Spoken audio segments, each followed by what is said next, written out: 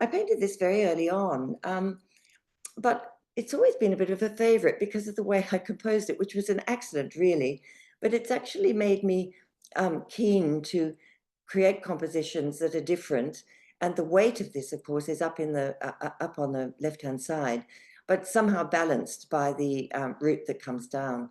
And you'll notice also on the right-hand side of this turnip, you'll see that I haven't gone painting to the right-hand side with red.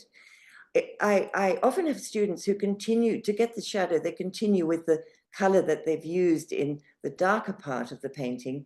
But for me, it doesn't really work. I want to tone it down considerably and change the color. And you can see that on the right-hand side of this picture. And the light you'll see is colored as well. I haven't left white light. So that's important. I tend not to. Then the next one is a squash, or what we call a squash here in Australia. Sorry, hang on, I'll go to the next one. I fell in love with these. I was in there shopping one day and in at the supermarket where I picked them up. And I just fell in love with them and brought them home to paint them.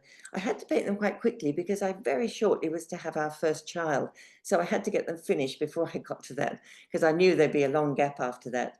And again, you'll see all the different colors, which I just found so beautiful. Now, the next painting is a tree waratah. This was actually quite a big painting. Now, I think the most important part of this painting is for you to look down to the left corner, and it's a good illustration really of how I do colors.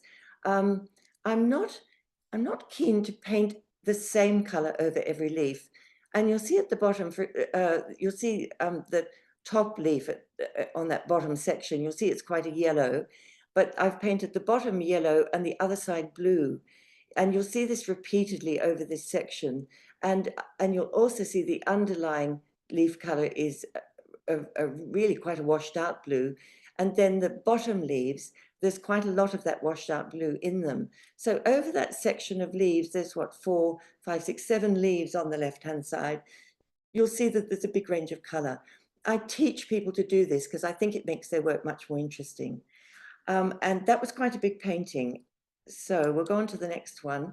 Now, this is the anemone, which I love painting them. They give me a lot of pleasure to paint.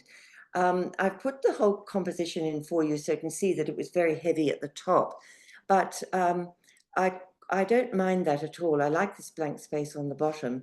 I'm going to go to the next slide so you can see it in detail. Now, let's just look at the left-hand leaf heading off towards the left.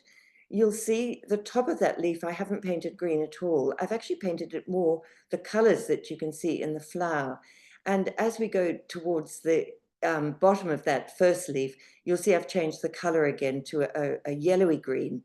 And then if you come down a bit further to the leaf that goes off on the bottom on the left, you can see all the change of colors that I've put in there. And the very bottom of that leaf is quite green. It's a very yellow green. But you'll see as it heads towards the center where it meets the stalk, you'll see again there's a lot of blue-green. And I've put the purple in because that's actually what happens to those leaves. Then the next leaf that actually heads, that's cut off, you'll see that's a different green again to the one beside it heading towards the left. So all those things are important, I think, to make the painting work and to make it actually more realistic. You'll see the petals also change a lot in color. The shadow colors as it comes down towards the center, you'll see that that changes all around the painting. I haven't kept it the same all the way around. I want the paintings to be interesting, and I think that's, well, that's the way I've managed to show it. Now the shadow on the right-hand leaf, heading towards the right border, you'll see that the shadow color in there is a very strange color, but it's not the same as the shadow colors on the rest of the painting. It changes all the time, just as the colors of the anemone do. And also the center of the anemone, you'll see that, the colors have changed in there as well. So I try and do that where I can, but keeping it realistic.